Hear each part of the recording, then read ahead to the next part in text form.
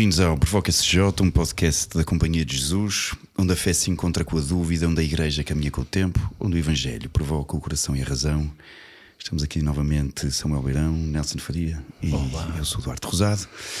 Estamos nas imediações de um feriado nacional, mas mais do que um feriado nacional, é uma festa religiosa importante chamada Corpus Christi. Em português dizemos Corpo de Deus, que é bonito, o Corpo de Deus. E por isso, tendo em conta esta iminência, hoje vamos falar de Eucaristia. Então, Eucaristia é um tema grande, um tema que se podia pegar por imensos lados. Dizemos que a Eucaristia é o cume celebrativo, digamos assim, da missa, da nossa fé, da fé católica. É a maneira como primordialmente celebramos a nossa fé em comunidade. É a plenitude da vida sacramental. É aquilo que um dito católico praticante faz todos os domingos, que é ir à missa. E dias de guarda. E dias de guarda, é verdade, todos os domingos e dias de guarda, como diz o mandamento. A questão, assim, o que nos motiva a falar sobre a Eucaristia é exatamente o facto de querermos deixarmos primeiro. Eu acho que uma coisa que se repete no tempo corre o risco de se dar por garantido.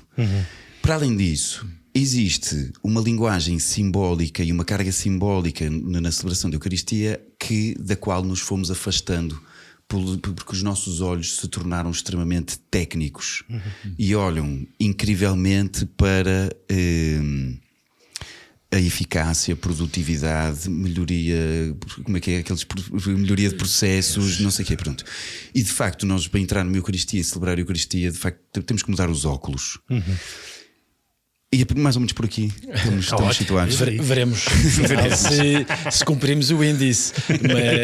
Mas tocaste aqui num ponto que é importante, que é muito mais abrangente do que só a celebração da Eucaristia, que é o mundo ocidental obrigou-nos a não nos espantarmos, a não vermos além do óbvio e, portanto, a querermos dar uma resposta clara e concisa a tudo e, portanto, a perdermos o sentido do simbólico, a perdermos o sentido do belo, a mistagogia, portanto, a catequese do que acontece deixa de ter tempo para se revelar, porque quer essa coisa muito explicada e à pressa. Além disto, nos meios mais urbanos, ao termos perdido um sentido de comunidade e vivermos umas vidas mais autónomas ou individuais ou individualistas, procuramos a missa que, em função do nosso horário e da nossa vida, o que é que me dá jeito, e não a dimensão comunitária da vivência da nossa fé. E portanto, assim, há muito para conversarmos hoje, mas se calhar começamos pelo princípio. Sim, sim. Origens, que é a Eucaristia e suas origens. É uma coisa realmente fundamental, porque nos inícios diz desde os Atos Apóstolos que os discípulos, os apóstolos, eram muito assíduos à fração do pão. Portanto, fazer isto em memória de mim foi assumido desde as primeiras comunidades como um mandamento claro de Jesus.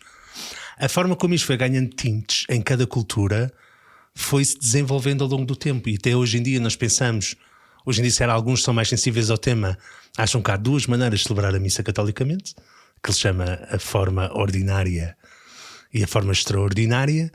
Muitas vezes vão dizer que a forma extraordinária é o padre virado de costas. Pronto, não é isso que se está a fazer. A ideia não é que seja o padre que está virado de costas na forma extraordinária, mas sim que toda a Assembleia está toda orientada para Deus. E de onde é que isto vem? Ou melhor, antes de entrar aqui, é mesmo importante sublinhar que há vários ritos dentro da Igreja Católica. Isso. Há o rito arménio, há o rito bizantino, há o rito antioqueno ou siríaco, há o rito caldeu, há o rito maronita, há o rito alexandrino. Há 14 ritos no total e um deles é o latino, o grego-católico. Um deles é o latino ou romano e que mesmo dentro do latino romano ainda temos outros cá dentro, como o ambrosiano, que é o próprio de Milão, o bracarense, que é nosso, o moçárabe, não é? Do sul da península. Então, de facto, aquilo que nós vamos falar mais, ou tendencialmente vamos falar mais, é do rito latino, na forma ordinária ou na forma extraordinária, que é o que nós muitas vezes vamos dizer, é a missa em latim. Então aqui temos logo uma pequena confusão, porque a Malta vai dizer também que é a missa antiga. Ora, de facto, chamar missa antiga não é propriamente o termo mais correto, porque ela não é assim tão antiga. Porque essa é uma missa do século XVI, que foi fruto de uma grande pressão das reformas protestantes, em que nós, como havia vários ritos e havia o perigo de começarmos a misturar-nos com os serviços protestantes, decidimos estabelecer disciplinarmente no Concílio de Trento como é que se celebra a missa. Por isso é que temos o Missal Romano Tridentino, que é de 1570, que é do Papa Pio V, e introduziu-se uma liturgia altamente estável e uniforme com poucas variações locais, que é uma coisa que estava a contrariar os primeiros 1500 anos. Em que de facto havia um papel muito mais forte da cultura local, com uma estabilidade concreta que era o património comum. Claro, porque se pegava na Sagrada Escritura e naquilo que se aprende nos Atos dos Apóstolos, e a tradição local foi moldando à sua realidade o modo de celebrar a oração em comum, a fração do pão, o viver em comunidade. Desculpa interrompido, mas para isto, não é? O tempo também não permitia esta uniformidade, porque as coisas eram muito mais lentas e porque não havia necessidade de uma imagem pública uniforme, porque não havia a corrente reformista que havia na Europa, não é? Então, o que aconteceu foi que houve uma espécie de, devido à tensão com os protestantes, nós acabamos por ficar num estaticismo litúrgico que levou a uma lenta e suave morte da liturgia. Então, no século XIX, principalmente os beneditinos, que é uma ordem muito preocupada com a liturgia, começam a ficar preocupados com a questão a liturgia, a missa está cada vez mais a tornar-se uma devoção privada e não se vê tanto isto como uma ação da Igreja e do corpo crente. Então começa a nascer o desejo de maior participação dos fiéis, melhor compreensão, e aí São Pio X dá aqui logo no início do século XX, começa a introduzir alguns elementos novos, como incentivar a comunhão frequente, que as pessoas participem mais na liturgia, que haja uma reforma da música sacra. Nas vésperas do Vaticano II há uma nova tradução do Salmo na Vigília Pascal, há uma reforma da Semana Santa, e começa a tentar a fazer-se gradualmente a transição de uma forma muito fixa e rígida da Eucaristia para algo que recupera o símbolo e a potência do símbolo e como é que era celebrado nas primeiras comunidades. O grande ponto de viragem realmente é o Vaticano II. O que é que se quer? Que estarmos cada vez mais abertos à participação dos fiéis, que o mistério se abra e não é que se torne mais claro, mas que de facto nós comecemos a estar cada vez mais próximos da Eucaristia que Jesus celebrou e da própria Sagrada Escritura, que haja mais leituras, que haja mais conhecimento do Evangelho. E é assim que nós chegamos, e se repararem bem na chamada forma ordinária, é altamente bíblica em todas as suas respostas.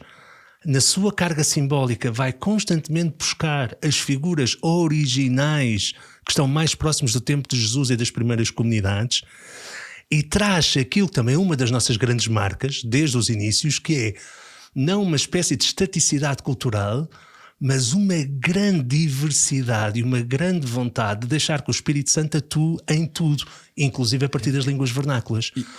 Então aqui eu acho que é importante, quando se começam a contar a história porque a missa antiga e a missa que fez os santos, ponto número 1, e com isto estou quase a calar-me, ponto número 1, missa só há uma, que é celebrada por Cristo, e todas as outras participam nela. A missa que fez os santos é a missa de Cristo. Segundo, a missa em latim é uma coisa que vem, claro que já havia missas em latim, mas a missa forçosamente em latim é algo que vigorou durante 400 anos, em 2000 anos de história da Igreja Católica. Não é sequer o maior período de tempo. A nossa história é marcada pelo vernáculo. E depois, por último, quanto mais bíblico, quanto mais próximo do tempo de Jesus e quanto mais disponível para os tempos que nós vivemos, mais fiéis somos à tradição católica E eu acho que isto é particularmente visível num tempo em que algum tipo de atitudes se assemelha muito mais, e digo isto com toda a caridade pelos meus irmãos, a comportamentos sectários do que propriamente de comunhão eclesial. Isto que dizes depois também se manifesta na própria arquitetura dos espaços, não é? Ao longo da história da Igreja, vamos vendo mais próximos dos Atos dos Apóstolos que a eclesia é a reunião dos católicos em casa uns dos outros para celebrar o que aconteceu naquela ceia, a fração do pão, a multiplicação naturalmente, a fração do pão, a leitura da palavra, a comunhão, o pôr as coisas em comum. E à medida que o número de cristãos ia crescendo, que o Império Romano adota o cristianismo como religião, Tu viste, teve que forçosamente mudar o espaço e tudo. Foi mudando os espaços e nós vemos isso, não é? Uma igreja ganha um contorno diferente, depois começa-se a dar símbolo ao próprio edifício, se a cruz é mais latina ou mais grega, se o altar está mais num lugar ou se está noutro. As basílicas ao início não tinham bancos, não é? Mais tarde, o Nelson também falava disso, mais tarde havia vários sacerdotes ao mesmo tempo a celebrar a Eucaristia, porque a Eucaristia não era ainda vista como algo comunitário, ou já não era visto de novo como algo comunitário. A estratificação social europeia também obrigou a uma estratificação social dentro das igrejas.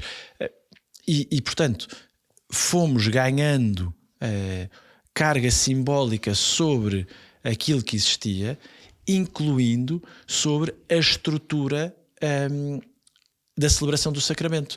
E por isso, atualmente, o sacramento da Eucaristia tem duas partes, assim, em grosso modo, não é? A celebração da liturgia da palavra, a liturgia eucarística, mas o modo de o celebrar nunca perdeu as características próprias do lugar onde se celebra.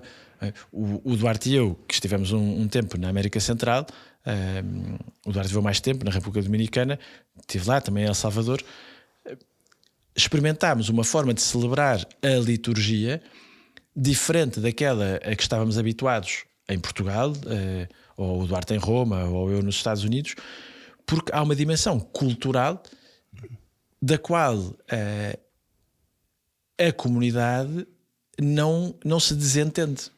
E não prescindo, não é? Tipo um casaco que eu tiro, não é? E que ponho quando quero. Não é? Um exemplo pequenino, não é? Quando um companheiro nosso viveu cá em Portugal, da África, teve em Moçambique, mas é do Zimbábue, uma das coisas que lhe chamou a atenção foi que na leitura do Evangelho em Portugal toda a gente se levanta e na cultura dele toda a gente se senta, porque quando alguém mais importante diz alguma coisa muito importante, como é ler o Evangelho, sentamos para que todo o corpo esteja concentrado no que está a ouvir. E ele dizia: então, mas vocês ler o Evangelho levantam-se todos? Agora aqui é para a malta acordar. E portanto,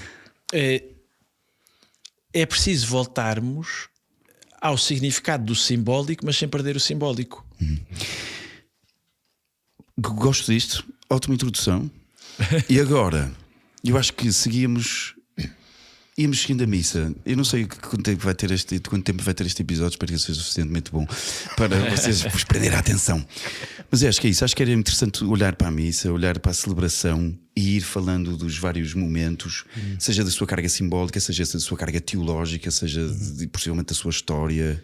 Se calhar antes disso é importante porque é que nós usamos indiscriminadamente a palavra Eucaristia e a palavra missa, não é? Já dissemos aqui várias vezes no episódio estas duas palavras que vêm de lugares diferentes e que significam as duas o mesmo sacramento, não é? A Eucaristia, que vem da palavra grega, que significa ação de graças, e a palavra missa, que vem mais do latim, que significa missão, não é? Então podemos olhar para este sacramento como o lugar da gratidão pela vida, pela comunidade, ou que é como chegamos, então, ou olhar para este sacramento, são duas dimensões do mesmo sacramento, como o envio, como os apóstolos, o envio agora vive na tua vida e no mundo aquilo que aqui celebraste, não é?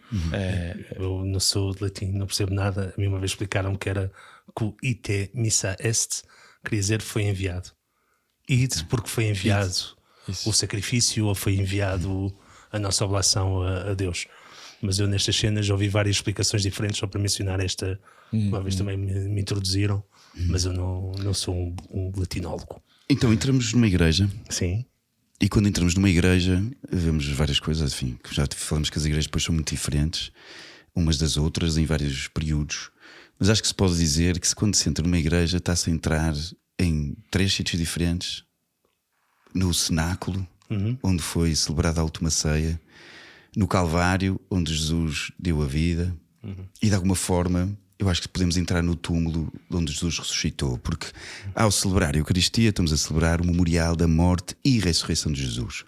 Portanto, entramos num espaço, temos uma igreja. Isso devia ser óbvio para nós, que é, se vemos um altar, vemos uma mesa também. Uma mesa onde o cenáculo. Mas se vemos um altar, devia ser óbvio para nós, há um sacrifício. O cordeiro que foi sacrificado. Mas se vemos um altar, e por cima com 2 velas, também vemos o lugar, a pedra de onde Jesus esteve sepultado. E de onde ressuscitou, com os 2 anjos, 2 jovens a anunciar a ressurreição. Portanto, quando entramos, estamos a entrar num lugar incrível. Eu acho que quase que podemos também estar a entrar numa espécie de prelúdio do céu. Aquilo que nós vamos celebrar ali é o mais perto, talvez, que tenhamos da comunhão que vai ser o céu. Portanto, só isto, incrível.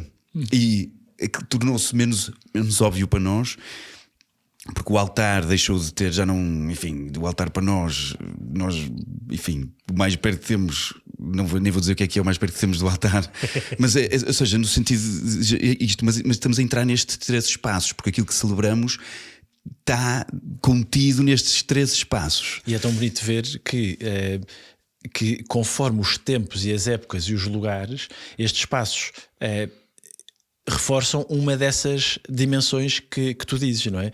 Se olharmos para o gótico europeu, atira-nos para o alto, não é? São espaços mais despidos, verticais, que apontam para o céu, não é? A arte mais contemporânea apontam-nos para a dimensão comunitária, circular, com o altar no centro, em que todos estamos ali à volta. Se olharmos para o tempo mais barroco, e estou a falar só do Ocidente, não é? O que queremos ver é a dimensão quase celestial da ressurreição, a riqueza, e portanto também é bonito perceber que conforme as épocas, conforme a dimensão do espaço que se quer ressaltar e da relação com o próprio Deus. Exatamente, porque não é simplesmente uma operação estética, é uma operação teológica. Quando o Concílio Vaticano II diz, chega o altar para o centro, isto não é só porque é mais bonito. Pessoalmente eu acho bonito, mas não é por ser mais bonito, está a querer dizer alguma coisa e está a querer pôr Cristo no centro de uma comunidade que se reúne para a fração do pão, para celebrar a Eucaristia. Muito bem, e arrancamos no início da Eucaristia. Então há esta entrada extraordinária do... Primeiro que é pessoal, e era mesmo bom nós, para vivermos bem a Eucaristia, chegar um bocadinho antes do padre e preparar e entrar como quem se pergunta: onde é que Deus está? Do que é que eu ando à procura? Porque este é o Espírito de Maria Madalena na manhã da ressurreição, né? Eu não sei onde é que colocaram o meu Senhor. E aquelas velas, como disse o Duarte, e o manto branco sobre o altar são sinais da ressurreição. Ele vem, mas não sabes bem como. Então prepara-te para a surpresa. E é que é também belíssimo, e eu gosto particularmente nos domingos, de que haja uma procissão de entrada e que haja uma procissão de entrada solene. Eu acho que às vezes o que se ganha muito na forma extraordinária é que são celebrações incrivelmente cuidadas, e acho que aí sim é que nós, como igreja, devíamos repensar a forma como tratamos as nossas Eucaristias. Que entre uma cruz, que entre lecionário, que entre acólitos, que haja uma procissão, que o cântico de entrada seja alegre e mobilizador, que o cântico seja bom, e que toda a gente, ao ver que Jesus surge, que é na pessoa do sacerdote que preside, se levanta. E então é Jesus todo, a igreja toda ressuscitada, que se levanta para aclamar aquele que chega. Ponto, e deixar-nos assinalar, né? Em nome do Pai, do Filho e do Espírito Santo, a graça do nosso Senhor Jesus Cristo, o amor do Pai e a comunhão do Espírito Santo sejam sempre convosco. Isto é o nosso grande desejo e é a grande promessa de Cristo, ao qual nós respondemos: bendito seja Deus que nos reuniu no amor de Cristo. Se não houvesse amor, não estávamos cá. Isto é ser vivido como um grito de guerra e não como uma certa passividade. Eu renovo a minha promessa, eu confio, eu espero pelo Senhor, Ele vem. E eu reconheço-o com mínimos sinais. Então vamos embora. E eu levanto-me, lá está, assim como estar sentado para este nosso companheiro era ouvir com atenção alguém da autoridade. Na nossa tradição ocidental, alguém importante entra numa sala, eu levanto-me. Levanto-me para quê? Para saudar, para cumprimentar, para reconhecer que a minha vida mudou. Então isto é fundamental, a minha vida muda. Cristo entra e a minha vida muda e eu ponho-me a caminho. Nice. Depois temos, incrível, temos a procissão de entrada, temos esta invocação trinitária, estamos metidos na vida da Trindade, estamos lá metidos, entranhados mesmo. E aí reconhecemos depois que estamos todos ao mesmo nível. Não é? Nós que aqui estamos, vimos todos ao mesmo, olhamos todos para o mesmo. E como é que aqui estamos? Estamos filhos de Deus e pecadores. E dizemos isto quase de cor, mas que é extraordinário, que é: confessa a Deus Todo-Poderoso e a vós, irmãos. Portanto, dizemos uns aos outros que somos pecadores e que pedimos uns aos outros que rezemos uns pelos outros. E portanto, e só depois de dizermos isto é que cantamos a Deus, Senhor misericórdia, não é? Dizemos isto, fazemos-lo junto. Eu confesso a Deus Todo-Poderoso e depois juntos dizemos Senhor misericórdia. E portanto, neste momento já não há nem ateniense, nem grego, nem escravo, nem livre. Estamos todos voltados para o mesmo Deus da mesma maneira. Importante dizer, não é, que a Eucaristia é toda uma oração ao Pai. Não é? Onde comungaremos, já lá vamos chegar, o corpo de Cristo, mas é uma oração ao Pai. E dizemos isto ao Pai: Pai, estamos aqui todos para ti, piedade de nós, misericórdia. É muito importante que usamos a frase de um cego que está caído à beira do caminho: Senhor, tem piedade de nós. Isso. Cristo, tem piedade de nós. Esta é uma das bases bíblicas. Nós somos pessoas, estávamos à beira do caminho, vimos uma multidão a seguir Jesus e eu quero ir para o caminho, que é o primeiro nome que nós tínhamos como fé, a via. Pronto, isto é fundamental, é nós a tentarmos entrar no caminho com Cristo. Não é o deixar-nos simplesmente tocar, somos nós que tomamos a iniciativa do Senhor, leva-me contigo. Isso. É engraçado, isto exprime-se num hino de glória, que devia ser um hino admirado, a dizer: ei, caramba, eu sou de novo perdoado, eu sou de novo reconhecido, eu sou de novo, e de repente posso cantar glória a Deus nas alturas. Enfim, aquilo que os anjos cantaram também. Enfim, é por isso que depois no Natal ficamos o Advento todo sem cantar o Glória, e de repente foi o anúncio do Redentor que nasceu. De repente nós estamos a gritá-lo de novo. Daí que devia ser sempre cantado. Daí enfim, o ordinário da missa seria o Kyrie, o Glória, etc. Depois já vamos para a frente, o Santos, Cordeiro, Benedictus. E o do Glória. Depois temos uma oração chamada oração coleta. Portanto, é uma oração, às vezes é difícil, às vezes a linguagem não é facílima, a linguagem, mas é uma oração que reúne, coleta, porque coleciona as orações desta Assembleia que se reúne, da igreja que se junta. E pronto, depois há várias destas orações, são 3 orações assim: é uma na coleta, uma sobre as oblatas, sobre o pão e o vinho, e depois uma no final, que são orações que se rezam em todo o mundo, e também para cada tempo há orações diferentes. Depois entramos, sentamos-nos todos e vamos escutar a palavra. Eu gosto da escuta da palavra como Jesus à beira, quando se põe a caminho com os discípulos de Emaús, e explica o sentido da Escritura e tudo aquilo que dizia a respeito. Então temos 2 leituras ao domingo, obviamente, 2 leituras, uma do Antigo Testamento, exceto no tempo pascal, temos os Atos dos Apóstolos, depois um salmo, portanto nunca se prescinde do salmo, uma segunda leitura, depois a aclamação do Evangelho, e depois o próprio do Evangelho. Alguém quer entrar por aí? Alguém quer entrar aqui nesta... Sim, a liturgia da palavra, no fundo, recorda-nos que nós somos parte de uma história, somos parte de um povo. Ao longo do ano litúrgico, vamos escutando aquilo que faz de nós crentes. Vamos escutando o caminho da promessa feita por Deus ao povo, vamos cantando os salmos em conformidade com o caminho dessa promessa que escutamos no Antigo Testamento. É uma pena termos ficado só com a letra e termos tido as partituras dos Salmos, não é? Mas sabemos que os Salmos são canções, não é?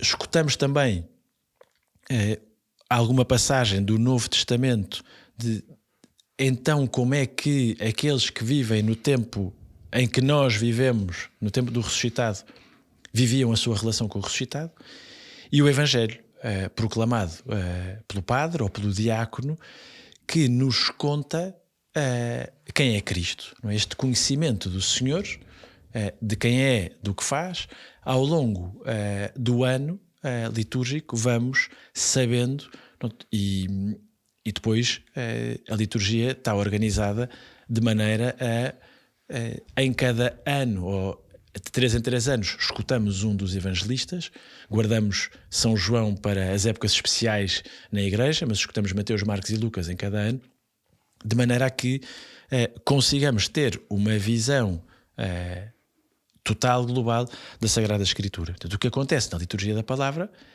é a consciência de que eu faço parte de um povo eleito para uma promessa que se cumpre em Jesus Cristo.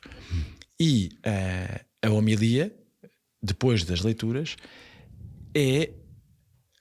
devia ser, ou gostávamos que fosse, o modo como o pastor, o ministro ordenado, nos explica como é que se concretiza aquela palavra na nossa vida. É engraçado que noutros ritos, por exemplo, em Roma ia às vezes ao rito bizantino, em italiano, traduzido em italiano, que era ótimo. Porque senão era em grego, se calhar não dava para perceber. Mas até tinha um livrinho e tudo, e era muito engraçado. E eles fazem uma cena muito bonita. Antes do Evangelho, o padre, o sacerdote, incita à atenção, diz atenção que vamos escutar o Evangelho. E depois canta-se, porque aquilo é quase tudo cantado. E ele diz Dunamis, canta Dunamis, que é mais forte, com mais força. Que é para... E há uma coisa que é muito interessante, que é, não há tempo sequer para digerir. Eu acho que quase isto era uma coisa tão simples, era só dar tempo, preparar. Nós temos que preparar, nós não somos máquinas, nós precisamos de sentar-nos e preparar os ouvidos e o coração para a escuta. Era só dar ali um tempinho, sentar-nos. Vamos escutar as leituras. Vamos preparar o coração para isto. Era tão bonito, e dar algum tempo a seguir também. É uma coisa tão simples que eu acho que fazia toda a diferença. Porque às vezes nós ainda estamos a pensar no que deixamos ao lume e estamos não sei o quê, e já estamos sentados para ouvir a homilia. Há outra coisa, que às vezes a carga que se mete na homilia é gigante para as pessoas que vão à missa porque o padre fala bem. Por um lado percebe-se, por outro lado a homilia é um detalhezinho daquilo tudo que se celebra. E por isso um dos nossos objetivos hoje era que isto pudesse ajudar a ir muito para além da homilia, tudo o que fazemos. Portanto, para além da homilia também há a oração dos fiéis. Portanto, logo a seguir à homilia. E só para apanhar aqui uma coisinha. Desculpa, vai. Não, que é a questão do silêncio e mesmo do tempo que nós temos de dar ou devíamos dar entre as várias leituras. Porque acho que quer o sacerdote por vezes, quer a Assembleia outras vezes, tem muita pressa. Não há problema nenhum. A pessoa levanta-se, aproxima-se, faz inclinação ao altar, lê pausadamente, acaba, lê a última frase, espera um pouco, palavra do Senhor, responde-se, desce tranquilamente, espera que a salmista ou o salmista se aproxime, inclinam-se. Dar tempo a isso. E acho que às vezes nós queremos ser muito práticos e muito funcionais. Há pouco tempo estava numa celebração em que eu, assim que acabei a homilia, se calhar porque a homilia foi péssima, as pessoas depois levanta-se logo. Eu pensei, pessoal, quer dizer, naturalmente aquela não era a minha comunidade de referência, portanto eu segui, mas eu pensei, não, quer dizer, eu saio do Ambão, onde estava a fazer a homilia, e vou para casa, até queria fazer da presidência, mas percebi que era melhor fazer dali. Então estava a pensar, eu vou até ao altar, sento-me um pouco. E depois já seguimos, mas eu percebi que não era essa a vontade da comunidade e portanto eu não quis ser clericalista e vamos embora. Mas de facto mostra uma pressa que não é necessária. Tem a ver com isto que falávamos, né? de ir lá celebrar a Eucaristia mais como espectador do que como celebrante, não é? Sim. Muito bem. Temos o credo, logo a seguir a homilia. Que era isso que se calhar as pessoas iam. Portanto, professamos a fé em comunhão com toda a igreja e com alegria, e professamos a nossa fé Sim. E depois de professar a fé, temos a oração dos fiéis. Portanto, isto de alguma forma é um movimento descendente, não é? Ouvimos a palavra de Deus e depois fazemos a nossa oração quase descendente e ascendente. Pronto, que é mais ou menos a lógica eucarística, está sempre assim a ser-nos dado o dom e depois nós voltamos a entregá-lo e fazemos a oração dos fiéis. Mas temos que andar para a frente. E no final da oração dos fiéis começa a liturgia, aquilo que nós dizemos, que acaba a liturgia da palavra e começa a liturgia eucarística. Que é assim o core, digamos assim. O core não é o core, é tão importante uma como a outra, digamos assim, mas esta aqui é mais densa, digamos assim, e também mais difícil de entrar no mistério da liturgia eucarística, da liturgia da palavra, porque até aqui estamos tranquilos com o que aconteceu. Ouvimos umas coisas, a maior parte das vezes, coisas absolutamente maravilhosas, às vezes difíceis de entrar também, mas percebemos. Então temos o primeiro gesto, chama-se aquilo que nós começamos a chamar ofertório. Não confundir com o peditório, que isto é muito importante. Sim, são coisas diferentes. Isso. Mas que estão ligadas. Desligaram-se, acho eu, mas acho que estão ligadas. Uma das coisas que a mim me toca, ou seja, que eu acho que se perdeu, é exatamente isto. Na verdade, a maior parte das vezes já não há sequer propriamente ofertório. O ofertório deveria ser uma procissão. Porque o pão e o vinho que oferecemos ao altar não devia estar nunca em cima do altar já. Nem sequer na credência para o padre ir buscar ou para os acólitos ir buscar. Isto é como se diz na oração que o padre faz, às vezes em silêncio, porque estamos a cantar: bendito sejas, Senhor Deus do Universo, pelo pão que recebemos da vossa bondade, pelo pão e pelo vinho, fruto da terra e do trabalho do homem. E não é do homem padre, nem do acólito, é de nós todos, do nosso trabalho. E por isso, na verdade, devia ser sempre uma procissão que viesse entregar, viesse oferecer o pão e o vinho. Eu gosto muito desta imagem do pão. Tenho pensado muito nisto e digo muitas vezes isto. Há um salmo muito bonito, é o 125, 120, que é: à ida vão chorar levando as sementes, à volta vêm a cantar trazendo os molhos de espigas. Isto é muito bonito. É muito bonito que à ida vão chorar levando as sementes. E uma professora dizia isto, que é porque nós temos o alimento que temos, o trigo que temos é alimento, é em potência. Aquilo basta moer e já está farinha. E nós ao lançarmos à terra estamos a ver-nos livres de alimento garantido, na esperança de que aquilo que eu ofereço e mando à terra dê fruto. Isto é um gesto de uma liberdade enorme. E é lindo, porque então, e depois à volta vem a cantar trazendo os molhos de espigas. Porquê? Porque aquilo que eu entreguei deu fruto. E eu gosto desta imagem de esta procissão, não é? É quase vamos a chorar, porque é um gesto enorme de liberdade e de dor, de eu entregar o que tenho na esperança de que aquilo que eu coloco sobre o altar possa dar fruto. Da viúva que entrega aquilo que lhe faz falta e não aquilo que lhe sobra. É outra passagem que deve estar na nossa cabeça neste momento. Entrega tudo, não é? Sim. Que não é nem muito nem pouco. Pronto, e um gesto de liberdade gigante. Então ali naquele pão está o fruto do nosso trabalho, a nossa alegria, a nossa tristeza, o nosso suor, as nossas lágrimas, as nossas relações, tudo está ali condensado quase. Por isso, de alguma forma, o que estamos a entregar no altar é muito mais do que simplesmente pão. Pronto, e para além do pão, do próprio pão, que, enfim, do próprio símbolo do pão, que de facto foi reduzido a uma coisa muito pequena que não ajuda aos olhos. Está lá tudo. O senhor cabe todo lá, para dizer de alguma forma estúpida, mas de facto ficou reduzido, aos nossos olhos ficou reduzido. Lá nos Estados Unidos havia um dos ministérios que eu achava muita graça, pelo menos na comunidade onde eu estava, era a do Brad Baker.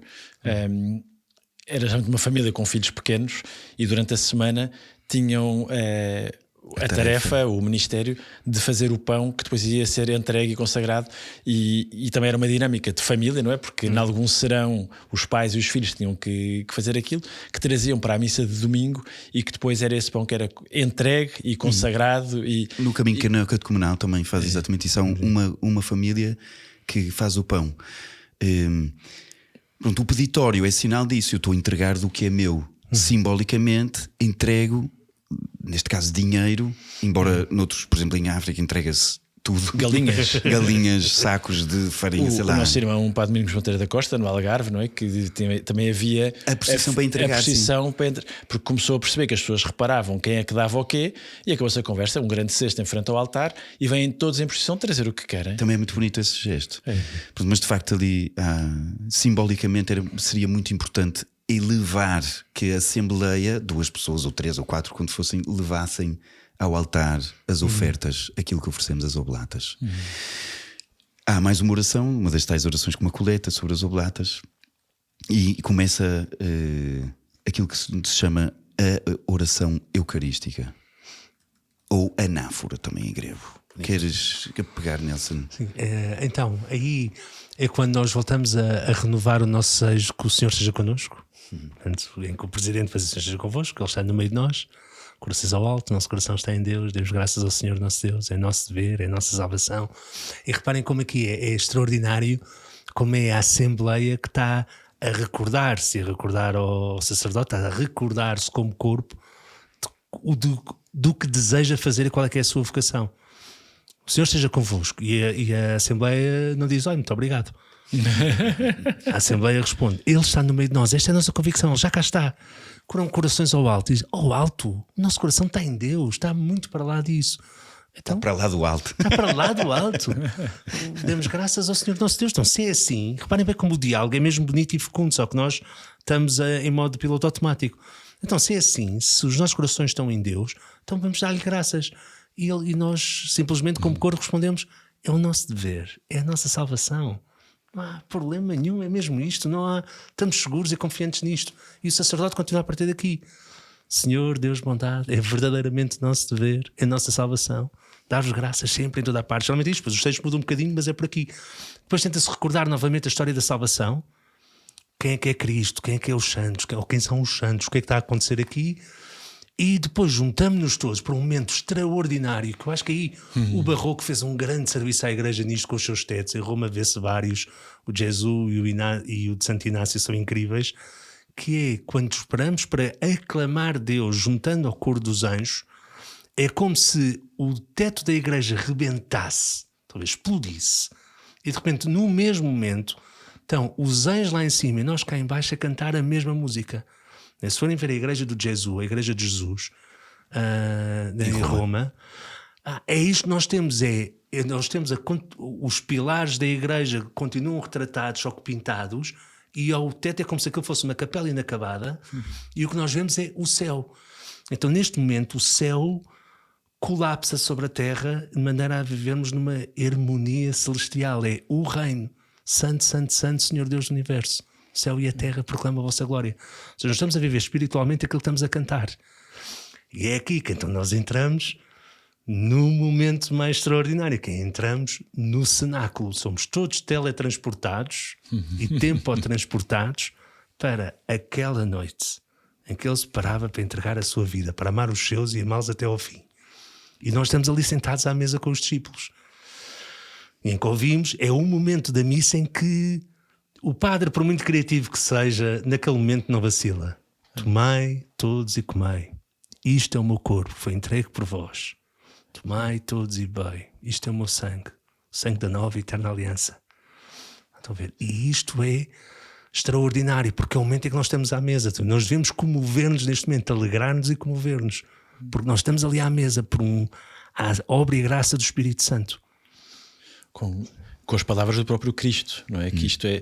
E quando estamos ali, não há outra aclamação possível por parte da Assembleia que não seja mistério da fé. Isso. Não é? Ou seja, já não estamos na ordem de eu quero entender isto. Isto é o mistério em que eu acredito. Isto é a grandeza daquilo em que eu acredito. E se o padre diz as palavras do próprio Cristo, o povo responde as palavras dos fiéis desde o início. Anunciamos que era a vossa morte, proclamamos a vossa ressurreição. E vinde Senhor Jesus, o Maranatá. Maranatá, vinde Senhor Jesus. É das primeiras grandes orações das comunidades originais. E portanto, todas as Eucaristias que celebramos no tempo comum, no Advento, na Quaresma, na Ressurreição, no tempo Pascal, no tempo de Natal, todas são de ressurreição. Não é? É este Cristo vivo e ressuscitado que nós celebramos. E agora que os céus se abriram, que a comunidade que somos terrena está em comunhão com a corte celestial, em que o Senhor se faz realmente presente ali, então o sacerdote continua a sua oração, e aí sim lembramos-nos que estamos em união com a Santa Igreja, o Santo Padre, com o nosso pastor local, o Bispo, uns com os outros, com todos aqueles que trabalham para o povo. Recordamos os que já morreram, recordamos os santos e, portanto, neste momento estamos todos e chegamos a outro ápice, que é agora que estamos todos e temos consciência de que não falta aqui ninguém, por Cristo, com Cristo e em Cristo. É um caminho. É um caminho. Nós estamos aqui por Ele. Foi Cristo que nos convocou aqui. Com Ele, que está realmente presente nesta celebração. E talvez o mais grandioso, posso dizer assim, é nele. Nele. Estamos nele. Somos um. Somos o corpo místico, somos os membros deste corpo que é a Igreja, a eclesia dos primeiros cristãos, somos nós agora também. E portanto, ao olhar para o corpo e sangue do Senhor ali presentes no altar, na comunidade, somos um. Sabemos de onde vimos, com quem estamos e quem somos. Sim. Quando até se fala de anáfora, que outra palavra para a oração eucarística, no fundo é: eu volto a receber os dons e volto, são transformados e volto a entregar tudo, volto a dar tudo. Quase como que a própria vida seja uma espécie de eucaristia, de que eu recebo do alto, deixo-me transformar, volto a dar. O Duarte está a desenhar tipo um uma elipse. Peço desculpa, vocês não veem, não é? Quem sai do alto e vai para o alto, né? Na Idade Média chamamos isto uma estrutura, o exitus reditus. Isso. Sair de Deus, sair do alto e voltar para Deus. E muito depois... bonito, é muito bonito que todas as orações eucarísticas, por muitos diferentes que sejam os ritos, têm estas partes, as várias partes. Tem o prefácio, tem o santos, tem a epiclese, que é a invocação do Espírito Santo sobre os dons, tem as invocações, as várias invocações para a Igreja, para os defuntos, para não sei o quê, todas elas, e a doxologia final do por Cristo, com Cristo em Cristo, todas elas. Às vezes troca-se a ordem, mesmo no rito romano, latino, troca-se às vezes a ordem, sei lá, o cânon romano é muito diferente das outras, mas troca-se a ordem, mas estão lá as várias partes. E depois de estarmos todos assim em comunhão, que era isso que voltamos a fazer uma coisa que fizemos no início da Eucaristia, mas de outra maneira. No início, quando rezamos o Confiteor, nós rezamos a Deus e dissemos: eu sou pecador e peço a vós, irmãos, que também somos todos, e então rezamos juntos ao Senhor. E agora, com o Cristo ressuscitado, voltamos a uma comunhão diferente agora, que já não é o eu, é nós em Cristo, que aqui está, temos o mesmo Pai. E então, para nos prepararmos, entramos naquilo que chamamos o rito da comunhão, do estar unidos, unificados uns com os outros, com o Senhor. Rezamos o Pai Nosso, rezamos pela paz. Eu ainda antes um bocadinho. Isso. Temos que falar de uma coisa antes. É lá, então. Temos mesmo. Que acho que é a grande pergunta no meio disto. E paramos no Pai Nosso e vamos voltar lá. Mas existe uma coisa, enfim, na linguagem teológica que toda a gente aprende na catequese, que é a transubstanciação. Bolas, achei que não íamos falar sobre isso. Acho que não é a grande pergunta, e eu acho que é importante falarmos disso. A primeira coisa que eu acho que tem que se dizer é: isto é mistério da fé, como o Samuel disseste bem. Portanto, há aqui um lugar de fé. Agora, mas há aqui alguma coisa que é preciso dizer sobre isto. A primeira coisa é: que palavra é essa? Que palavra é esta? Transubstanciação. E depois nós... existe o dogma que diz a presença real de Cristo nas espécies eucarísticas. Por isso Então, a presença real de Cristo nas espécies eucarísticas, ou seja, que o pão se torna corpo, que o vinho se torna sangue, isso é dogma, é essencial à nossa fé.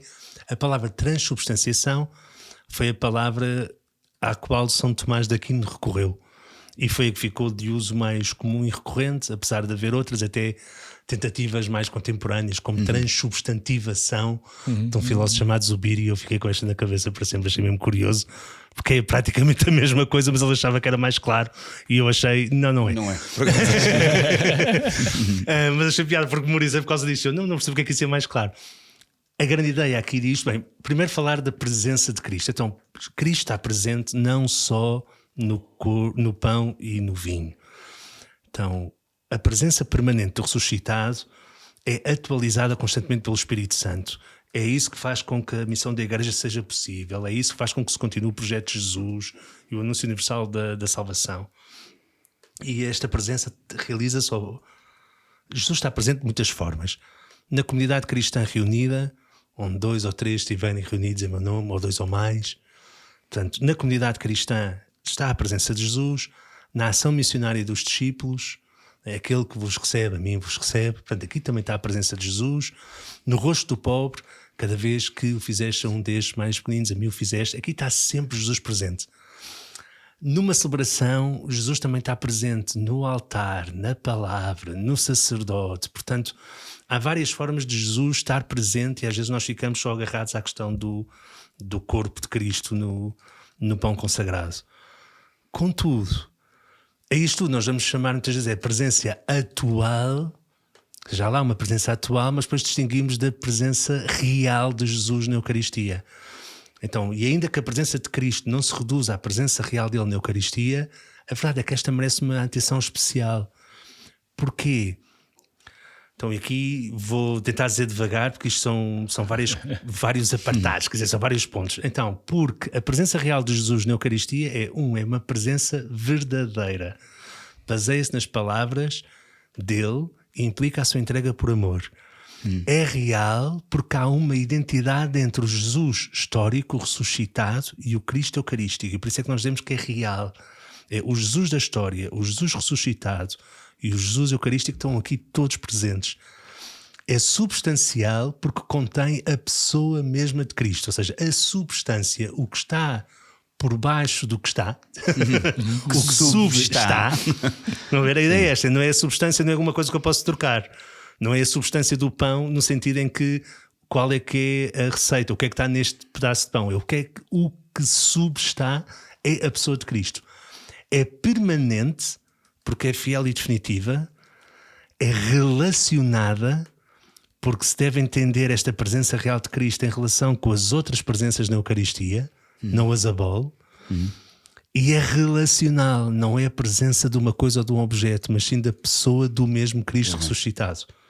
Portanto, este momento fortemente dogmático foi muito bom, obrigado. Não, claríssimo para todos. Não, é importantíssimo. Não, é importantíssimo. Sim. Ou seja, nós isto é um dogma da nossa fé. Portanto, é bom que estejamos informados sobre, por isso obrigado. É exatamente isso. E obrigado, é mesmo isto. Como é que isto agora eu estudei isto e agora percebo isto, por isso já tenho fé. Não, é preciso vivê-lo, experimentá-lo, insistir. É preciso abrir-me a um mistério. Isto não é por o Nelson ter dado 6 pontos sobre a presença real que agora já está. Não, isto é vivo em nós. Não é vivo só. É vivo em nós também. Nós precisamos de entrar nisto. É preciso confiar nisto. Mas ajuda a ter as ideias arrumadas. Portanto, isto seria a transubstanciação. Quando se invoca o Espírito Santo, se diz as palavras de Jesus na última ceia, de repente ali acontece um milagre, quase às vezes do avesso, não é? O que substá, mas que tem de facto um poder inacreditável de nos transformar a nós também que o comungamos. Portanto, e transforma-se de tal maneira que podemos rezar o Pai Nosso e podemos estar em comunhão não só com Deus, mas com os nossos irmãos, uns com os outros. Portanto, a comunhão eucarística é uma comunhão também com o irmão. Tanto que São João, no seu Evangelho, no lugar da instituição da Eucaristia, Com o pão e o vinho. com o do pão e o vinho, mete o lava-pés. Espetacular isto, não é? Da comunhão e o serviço. De alguma forma, a comunhão e o serviço com os irmãos, de alguma forma, também é a Eucaristia. E é em São João que Jesus faz esta pergunta: compreendes o que te fiz? Jesus pergunta no plural: compreendeis o que vos fiz?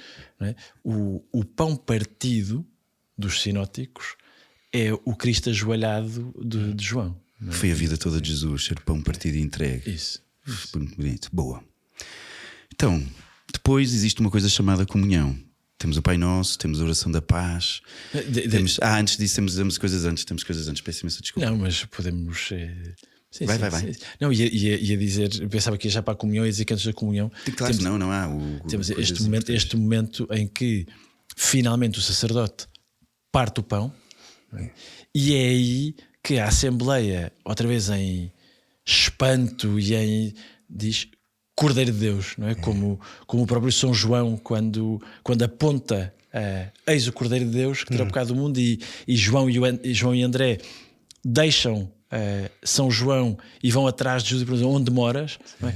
É aí, portanto, é aquele momento em que ouvimos o estalar do pão, ouvimos o pão a romper-se, o próprio Cristo a dar-se, dizemos: é por mim, este é o Cordeiro de Deus que tira o pecado do mundo, dá-nos a paz, não é? É a ti que nós queremos.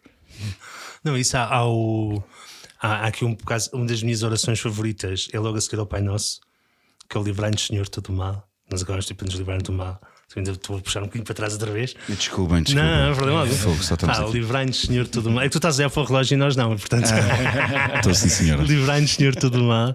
Há ali uma parte em que gostamos de rezar: livrai-nos do pecado, livrai-nos da perturbação. E acontece uma coisa extraordinária, que é algo que nós começamos a pedir a seguir a termos aclamado o mistério da fé. Não sei se reconhecerem subtilmente, começamos a pedir paz. A seguir ao Pai Nosso, começamos a pedir com muita mais força. E depois temos esta coisa extraordinária do dar a paz uns aos outros. Dar a paz, pedir a paz e dar a paz. Eu gostava, só tive uma celebração assim, mas há celebrações, não, já tive várias vezes em celebrações assim, que é chamar as crianças todas para o altar no Pai Nosso, no São João de Brito, no Colégio São João de Brito, aos domingos às 6:30 da manhã em Lisboa, costuma-se fazer isto. Vêm as crianças todas rezar o Pai Nosso para o altar, é uma invasão de campo. Estão ali todos, já não há espaço para ninguém. Reza o Pai Nosso, e quando é para dar a paz, eles dão a paz uns aos outros e depois saem do altar e vão dar a paz, para dar a paz à comunidade. E este gesto também é fortíssimo, e nós devíamos perder tempo a dar a paz, especialmente nos momentos de hoje. É mesmo importante perder tempo a saudar o nosso irmão e não só a inclinar a cabeça, mesmo dar um aperto de mão, dar um beijo, não há problema. Já não há Covid, pessoal. Ou ainda há Covid, mas já não estamos com a paranoia do Covid, portanto estamos bem, vamos embora, estamos vacinados, ou quem não tiver vai se vacinar, ou se não acredita nas vacinas não se vacina, por sua própria conta e risco, mas vivam, deem a paz uns aos outros. E depois diz que o Samuel estava a dizer que é extraordinário. Como é que eu sei que alguém me ama? Como é que eu posso reconhecer o meu Deus? Quando ele se parte por amor. Eu sei que alguém me ama quando essa pessoa se parte por amor. E isto é tão belo. Eu não sei quem é que... Claro que vem de Emaús, que foi ao partir do pão que o reconheceram, mas a ideia do... é ao rasgar o pão. É que o pão ázimo não se parte, rasga-se. Tem de se rasgar o pão. Tipo, é um Deus que se deixa rasgar por mim, que se torna frágil nas minhas mãos e que se deixa rasgar. E isto é... Só mesmo perguntar o que é ser cristão. É deixar-se partir por amor e ser alimento. Estão a ver? É isto. E este é o mistério do Cordeiro. E nós devíamos fazer também aqui um tempo de silêncio. Quer o Guardini, quer o Ratzinger, num livro, 2 livros diferentes, mas têm o mesmo título, que é o Espírito da Liturgia, insistem bastante. Uma missa tem de ter silêncio. Temos de ter belos cânticos, mas também momentos de silêncio. Deixar ouvir o que está a fazer o Samuel. Deixar que o pão se parta, que se ouça o pão, no nosso caso, normalmente a partir-se. E cantar com alegria ou proclamar: aquele é o Cordeiro de Deus, naquele eu acredito, porque se deixa partir por amor e se torna alimento. Vamos nós, como pedintes de mãos estendidas ou de bocas abertas, a implorar uma migalhinha. Isso, porque então, o Papa Francisco aqui tem uma frase extraordinária e o que eu gosto particularmente, que diz assim: Evangelii Gaudium. Portanto, o primeiro documento, ele terminou um documento do Papa, que o Papa Bento XVI tinha começado a escrever. Depois a Evangelii Gaudium é tipo a carta, eu acho que é hoje programática. Vocês gostam muito de outras também, mas esta isto é Francisco. Compreender Francisco a ler Evangelho Gaudium. E diz assim, no número 47 Evangelho Gaudium: a Eucaristia, embora constitua a plenitude da vida sacramental, não é um prémio para os perfeitos, mas um remédio generoso e um alimento para os fracos. O que eu leio daqui é o seguinte: seja quem tu fores, quando te aproximas da Eucaristia, aproximas-te para ir buscar um remédio e um alimento. Sempre. A imagem que eu gosto tem a ver com Lucas 14, o banquete, que são os convidados, e eles dizem: eu não posso, comprei um campo, tenho que ir. Não é este senhor que tem um banquete, comprei um campo, não posso, comprei uma junta de bois, tenho que experimentar. E o senhor fica muito chateado, eu tinha convidado esta gente. E Deus diz: vão buscar, vão, convidem, façam entrar os pobres, os cegos, os coxos e os aleijados. E portanto, ser pobre, cego, coxo e aleijado, pelos vistos, é requisito de entrada. Requisito de entrada neste banquete. E é lindo. Eu acho, e parece-me que nós deveríamos aproximar-nos da Eucaristia como pobres, que não tem nada para oferecer de troca. O que é que eu vou dar de troca pela vida, pelo facto de Jesus ter morrido por mim e ter ressuscitado e dar-me vida? O que é que eu vou dar em troca disto? Portanto, eu vou, como tu dizias, mendigo, a buscar migalhinhas que não mereço sequer. Vou como pobre, vou como cego, cujos olhos precisam de luz. Vou como coxo, porque os meus passos precisam de firmeza e são um pouco firmes ainda. E vou como aleijado, porque tenho feridas que precisam de ser cicatrizadas. Eu não vou como quem vai campeão, a dizer: eu mereço aquilo que vou buscar. E acabámos de dizer isso, curiosamente, que eu esqueci. Não sou digno. Senhora, não sou digno que entreis em minha casa, a minha morada, que é uma frase centurião, mais uma frase bíblica. Estão a ver? De um pagão. Constantemente de um pagão. Não é de um dos fariseus que cumpria tudo, não é um dos sacerdotes do templo, não é sequer de um dos apóstolos. Não é um tipo que reconhece em Jesus a dignidade de ser filho de Deus. Nesta linha do que dizias, Duarte, daqueles que se aproximam, o Papa Leão XIV tem uma das catequeses que se chama Preparar a Páscoa da Vida. Dizia também uma coisa sobre a Eucaristia extraordinária, que dizia, cito: ainda hoje, como no tempo de Jesus, há uma ceia a preparar. Não se trata apenas da liturgia, mas da nossa disponibilidade para participar num gesto que nos transcende. E agora, a Eucaristia celebra-se não só no altar, mas também na vida cotidiana, onde é possível experimentar tudo como oferta e ação de graças. Bonito. E é isto, ou seja, nós vamos todos em fila receber do corpo de Cristo que faz de nós alimentados, para que possamos, no dia a dia, quando sairmos, ainda não chegámos ao fim da Eucaristia, mas quando sairmos do templo, quando sairmos do cenáculo, possamos viver no dia a dia com a mesma intenção de oferta e ação de graças que experimentámos ali como comunidade. Eu diria isso: nós acolhemos um dom para nos tornarmos dom. Para sermos dom, para que a minha vida seja dom para os outros. Pronto, acho que está aqui o cerne disto da vida. Isto não serve para consumo próprio. Isto é, se a minha vida se torna dom, pá. Não é. Eu acho que não tenho mais nada para dizer. Não. Não, boa, muito bonito. Então, depois terminamos. Temos um momento de silêncio, normalmente. Às vezes canta-se algum cântico da ação de graças. Curioso, desculpa, afinal tem. Vai, então vai. Então, a Conferência Episcopal Portuguesa, muito preocupada com o que acontece depois de comungarmos, há pouco tempo deu uma sugestão que teologicamente está mesmo bem sustentada e que nós vamos vendo.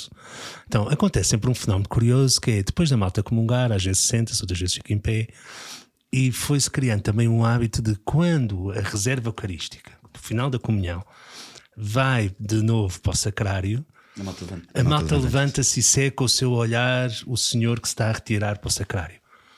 Compreende a devoção, é bonito. Curiosamente, lá está, é daquelas coisas, os bispos em Portugal clarificaram qual é que é a melhor atitude, e eu acho que é importante também falarmos um bocado sobre isso, que é, quando se acaba de distribuir a comunhão, quando o corpo do Senhor deixa de estar a ser entregue aos nossos irmãos, podemos ter estado à espera em pé, mas então aí podemos sentar-nos. Porquê? Porque o Senhor naquele momento está distribuído e está realmente presente em cada um de nós que comungamos. Ele não, aí estão a ver, não é que ele não esteja mais presente na reserva eucarística, mas também está mais presente em cada um daqueles que comungaram. Então que nós continuemos a olhar para ele e a segui-lo com o olhar. Nesse momento nós devemos estar recolhidos em ação de graças, a saborear a comunhão com Cristo. Isto não tira nada à reserva eucarística, é só para sublinharmos o facto de comungarmos e Deus está verdadeiramente presente em nós que comungamos e que devemos estar a saborear essa comunhão com Cristo, essa união com Cristo. Mas eu tendencialmente, já como eu não tenho uma comunidade a meu cargo, eu faço como as pessoas do lugar fazem. Acho que é o que se deve fazer. Mas fica aqui só esta nota. E esse é um grande critério litúrgico, nota de rodapé, o grande critério litúrgico é viver a expressão como a comunidade, não é? Não escandalizar a comunidade, é encontrar o equilíbrio entre a minha forma performativa de celebrar a fé, mas tendo em conta que o faço em comunidade. Não é? Muito bem. Temos depois uma oração final, chama-se oração pós-comunhão. Mais uma das 3, coleta, oração sobre os oblatas, oração pós-comunhão, que mais ou menos reúne as orações, etc., próprias do tempo. E temos o envio, a bênção final, que nos envia enfim, ao mundo, para sermos sinal de Cristo, para sermos, enfim, para levarmos aquilo de tal ite missa est, não é? De ser enviado, como o Samuel também falava, de ser enviado para o mundo, porque no fundo, de alguma forma, a Eucaristia prolonga-se, não é? Ao vivermos de uma forma eucarística, de alguma forma prolongamos o efeito da Eucaristia, e a ideia é essa. E enfim, parece-me que resultaria se a malta vivesse mais neste mundo tão dilacerado. E pessoalmente mudar aqui um bocado o paradigma do não é o regresso ao mundo, é um envio ao mundo. Eu estive no céu e estive no reino e sou enviado ao mundo para levar o reino comigo. Então nós de facto a missa não é o nosso interlúdio semanal. O interlúdio semanal são aqueles dias que passam entre um domingo e o outro. A missa é que marca o meu tempo, a missa é que é o início da semana, a missa é que marca o meu ritmo. E eu durante a semana, se por acaso não vou à missa durante a semana, então eu estou no mundo anunciando o reino, a caminho do reino, e eu vou, o que marca o ritmo, o que me diz quem eu sou eu sou um cidadão do céu. Eu como cristão sou um cidadão do céu e saio enviado para isto. Maravilha, acho que batemos o nosso recorde em termos de tempo. Também dizem que é o centro da celebrativo, o centro é o cume, por isso nós tratámos-lo como isso. E a vantagem é que podem ouvir em partes. E tirando notas. Por isso, se isto vos provocou, se vos ajuda a viver melhor a Eucaristia, partilhem, comentem, ajudem-nos também a nós. Também tem aqui umas atividades. O Samuel vai dizer o que é. O Duarte vai dar exercícios já no dia 3 de junho. Verdade, começa a dar exercício aqui em Cernache, de 3 a 10. De 3 a 10 e depois repete a dose de 4 a 11 de julho. Podem se inscrever através do site quintadasperança.org e podem consultar tudo no Instagram da Provoca SJ. Se estas datas não forem as melhores para vocês, há sempre a possibilidade de fazerem os vossos exercícios personalizados com um de nossos 3, conforme a vossa e a nossa disponibilidade, mas encontram tudo no site. E se quiserem vir até Cernache rezar, descansar, trabalhar, também tem lá tudinho explicado à vossa espera. quintadasperança.org e o Instagram Provoca SJ. Então, muito obrigado, Samuel, por este momento publicitário. Então, se isto vos ajuda, mais uma vez, se isto vos provoca, é possível que provoque outros, que ajude outros, e por isso podem partilhar, dar-nos sugestões, e até à próxima.